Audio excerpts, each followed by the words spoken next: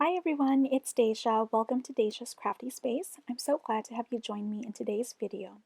Today I'm going to show you a few craft ideas for St. Patrick's Day. The first project we are going to create is a wall decor. I got this half-circle DIY plywood decor from the unfinished wood aisle at Michael's. I believe I got this for $5 when they had their summer clearance sale last summer. This wall decor was completely bare and there was nothing on it. I decided to paint the trim gold and the inside of it white. I used this white matte acrylic paint by Apple Barrel and this gold acrylic paint by Mondo Llama, and I did 2 coats of paint for each of these sections. I actually don't celebrate St. Patrick's Day, and I'm also not Irish, but my husband has a little bit of Irish in him. So we still like to have a few St. Patty's Day decor in our house to keep up with the seasonal decorations. I found this design in Cricut Design Space and it says Irish Blessings. And then I found this separate design, which is a patch of shamrocks or a patch of 4-leaf clover. I'm not sure which one it is, but it's one of those, and both of these did come as 2 separate designs. I'll be sure to link everything I use in this video in the description section of this video. I sized both of these images appropriately to make sure that they fit nicely on this wood blank. Here I'm using Expressions vinyl transfer tape to transfer the Irish Blessings image from the carrier or backing sheet over to the wood decor. I made sure to burnish the vinyl design very well so that it'll stick onto the transfer tape. After that, I aligned the image over on the wood decor where I would like for it to go. And once it's in the right position, I pressed it down and then I grabbed my scraper to burnish it so that the vinyl will stick onto the wood. I did paint this wood blank 24 hours in advance so the paint is completely dry. You want to make sure that when you put vinyl over paint that you wait for the paint to be completely dry, otherwise when you try to lift up the transfer tape it will lift up some of the wet paint and you do not want that to happen. I definitely recommend painting and letting the surface dry for at least 24 hours for the best results. Make sure you remove the transfer tape slowly and carefully to avoid lifting up any paint and to also avoid lifting up the vinyl. If the vinyl did not stick onto the surface, gently put the transfer sheet back over it and use your scraper to burnish it with more pressure. I used the same transfer tape to transfer the clover patches onto the wood decor. I duplicated this image 3 times to get a total of 4 patches. I started off by putting the first patch in the center, and then I used the other 3 patches to help with the alignment to make sure that the patches would be centered nicely. I removed the other patches and then burnished the first clover patch down. I did make sure that the bottom of the clover stems were placed close to the bottom of the edge so that it doesn't look like it's floating. To make sure there are no gaps in between each clover patch, there may be some overlaps, which is okay because you can hardly notice that the vinyl is sitting on top of each other.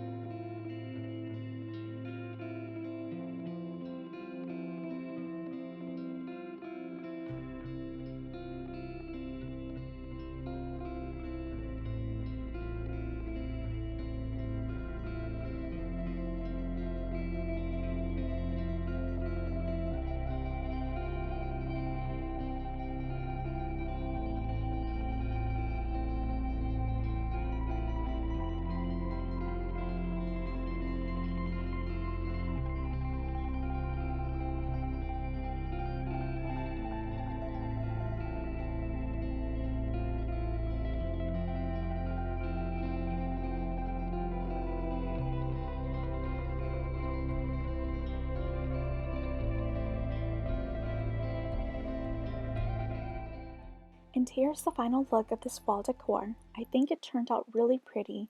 I loved how the gold trim pops out and the green and black vinyl is not too busy. My husband and I are not really into the whole lucky charm or lucky mentality, but we do like the Irish blessing phrase. Next, I found this wood block from Dollar Tree. It was $1.25. This block measured about 7.5 by 5.5 inches and is about 3/4 of an inch thick. I did go ahead and sand down all of the edges and surface and painted one of the large surface with 2 coats of white paint, which is the same paint that I used in the previous project. I did paint this 24 hours in advance and let it dry completely. For this project, I wanted to create a cute boho rainbow with the word blessed on the bottom. The word blessed did not come with this image. I did type it out myself and I used the font Brown Sugar from fontbundles.net.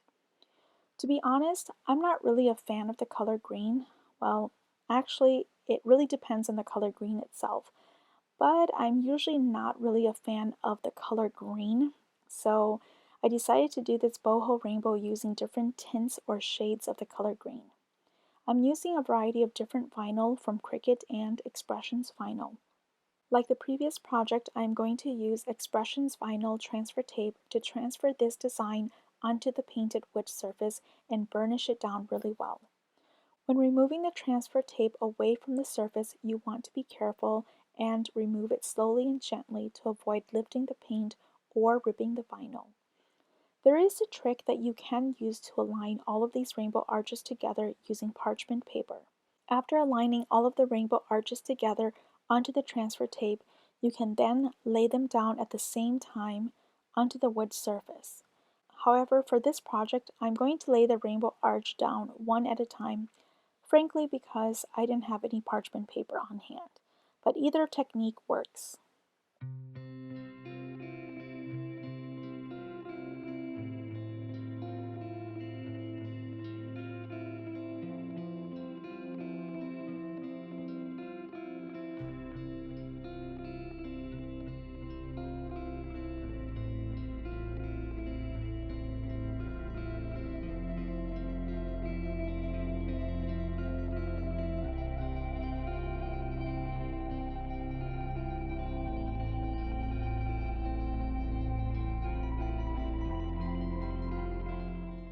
And here we have a cute and simple table decor that will look really nice on a bookshelf or on an entry table or even in the bathroom or wherever you can think of.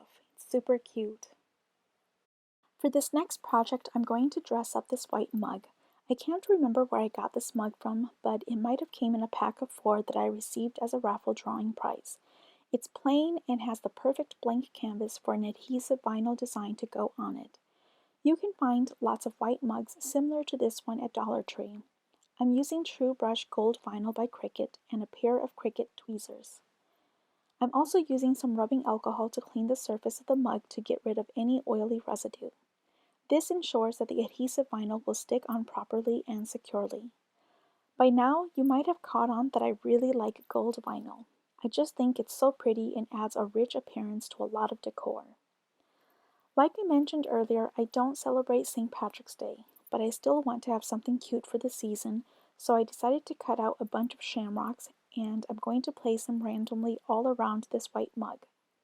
If you don't want to place the shamrocks on individually, you can certainly create a wrap in Cricut Design Space. This just means that you can pre-arrange your shamrocks and have your machine cut out its precise placement. You will then weed out the vinyl pieces that you don't need and use transfer tape to transfer the entire design on at once and then burnish each of the shamrocks down. I'm just simply doing it this way because it's faster and it doesn't waste vinyl. You can use your fingers to burnish the vinyl down. I do like to go back and make sure that there are no air bubbles and that the vinyl is completely flat. And here is the final look of our mug. I hope you're inspired by this project. I believe I cut out 12 shamrocks and I had one left over, which would be nice for another project, so I will be saving this for something else. I think this turned out really nice. Alright, moving on to our 4th project, we are going to create something with this picture frame that I got from Dollar Tree. These picture frames are super popular and usually they're always in stock at Dollar Tree.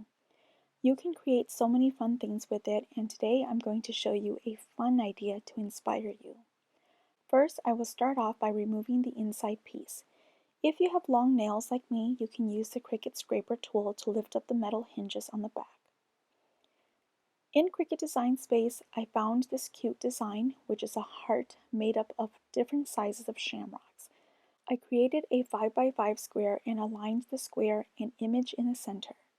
I made sure the design wasn't too big that it doesn't get covered up when I put it back inside the picture frame. I selected both the square and the image, Then I went to the Combine option and selected Subtract. I like to think of it as the heart design got paper punched into the square. This is not the actual term or definition, but it's how I can best describe it. What I created is a stencil, and in addition to this, I also created a separate blank 5x5 square. I used my Cricut Joy Xtra cutting machine to cut out the square with the heart design along with the extra blank square. After that, I will do some ink blending using two of my favorite ink colors by Concord and Ninth. These colors are so beautiful, and they are eucalyptus and rainforest. Like I told you earlier, I am not a big fan of the color green, so I wanted to still create something that is closely related to St. Patrick's Day without using the color green. So I'm going to use different tints and shades of the color green to bring this design to life.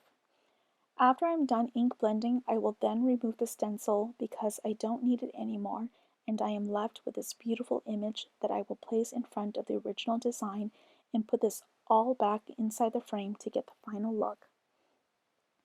When ink blending, I like to use my ink blending brushes and start off with a lighter color and blend that throughout the entire image. Then I go back in with a darker color, just touching the edges or outside of the shamrocks, if that makes any sense. Basically, I don't want it to just be one color, and I want the shamrocks to have a little bit of both colors to create some contrast.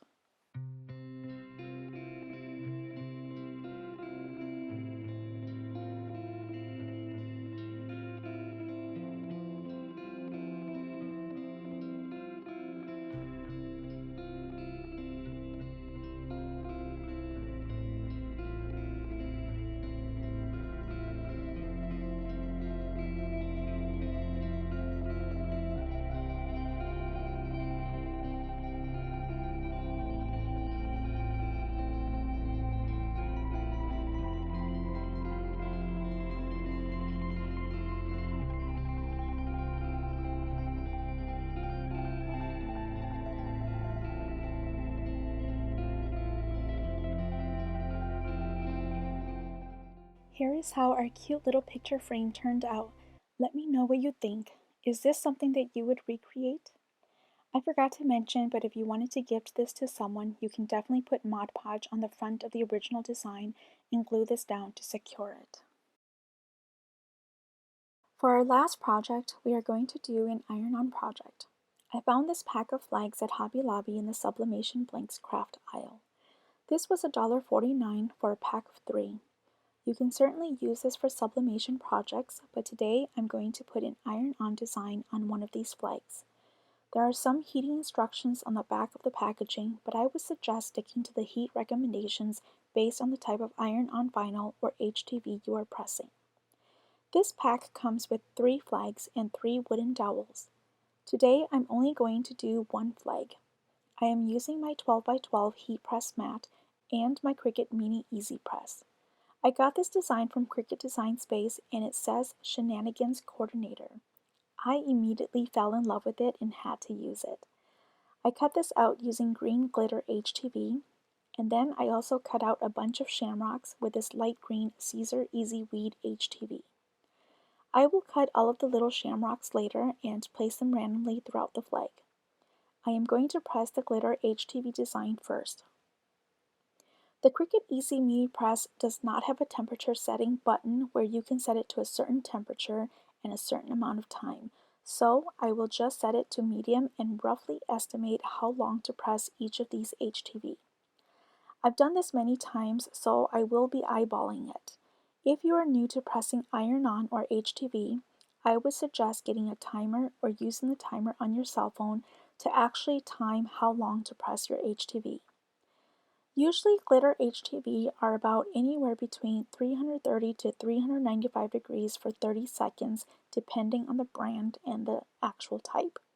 And Caesar Easy Weed is usually 305 degrees for 15 seconds.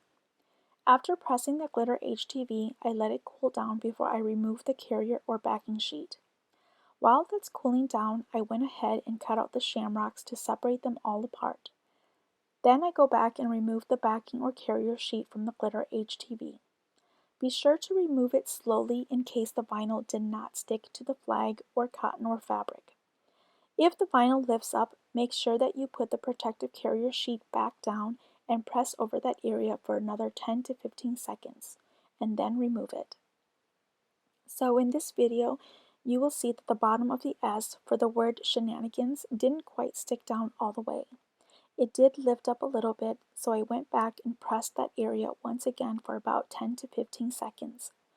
Once I'm ready to press the rest of the little shamrocks, I did take out a piece of butcher paper to protect the glitter HTV so that I don't accidentally iron over it while it's not protected.